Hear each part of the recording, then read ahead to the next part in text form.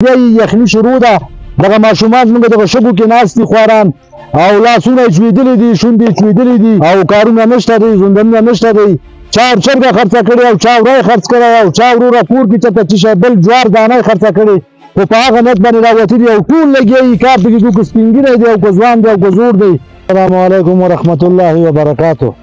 دغه تاسو چې دغه کوم کار عزیزان وګورئ دغه د جودرې د یتیمانو مکتب دی. زموږ ماشومان ټول په دې خور کې ناست وو. د دغه ولس ځوانان او دغه خام وړکي او زاړه او ځوانان او ټولو په دغه کار باندې په خپل فکر باندې کار شروع کړ. د خپلې وسې مطابق دغه کار دغه مسلمانانو وکړو د جودرې د دغه یتیمانو په خاطر باندې چې په دغه خور کې ناست وو. ژمي کې او په اوړي کې ګرمي وه او په ژمي کې یخني ده. نو زموږ د وسې دغه کار او دغه سنکاري تاسو ګورئ دغه سنکاري وشوه. اوس موږ سره نه د سیخ پیسې شته نه را سره د سیمټو پیسې شته نه را سره د خښتې پیسې شته.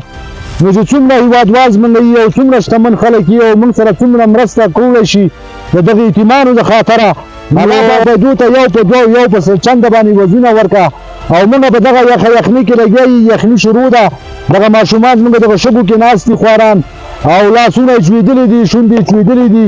د دغه د خاطره دغه ولس خلکو او دغه ځوانانو په دغه مکتب باندې شروع وکړه او کارونه نشته دی ژوندونونه نشته دی. چا چرګه خرڅه کړې او چا وری خرڅ کړی او چا وروره کور کې چېرته څه شی بل جوار دانه یې خرڅه کړې خو په هغه نیت باندې راوتلي او ټول لګیا یي کار پکې کوي که سپین ږیری دی او که ځوان دی او که زوړ دی. خو تاسو نه موږ دغه یو خواهش کوو چې تاسو دغه کوم خلک چې شتمن یاستئ موږ سره په دغه مکتب کې کومک وکړئ او دا به ستاسو د طرفه ډېره ډېره غټه مهرباني او خدای پاک دې ستاسو په آخرت کې په کار کوي. ګرانو هېوادوالو تاسو د جودرې د شهیدانو کلي ابتدایي مکتب د نږدې نه ګورئ چې لومړني کارونه سر ته ورسېده تقدې سر ته ورسېده. دا د کلیوالو همدغسې ستاسو د شتمنو هېوادوالو په وسیله باندې تاسو ټولو شتمنو هېوادوالو باندې زموږ غږ دی چې اوس د دې نه بعد خښتې ته ضرورت دی سیمټو ته ضرورت دی سیخانو سیخ ته ضرورت دی. په ټولو هېوادوالو غږ دی چې دا چې دغه اوس موسم د یخنۍ راغی نو بس بیا کار هم نه کېږي. ټولو هېوادوالو باندې دا غږ دی چې تاسو د دې مکتب سره کومک وکړئ خښتې ورته واخلئ سیمټ ورته واخلئ سیخ ورته واخلئ. نور ستاسو همدردۍ ته ضرورت دی په الله سپارم.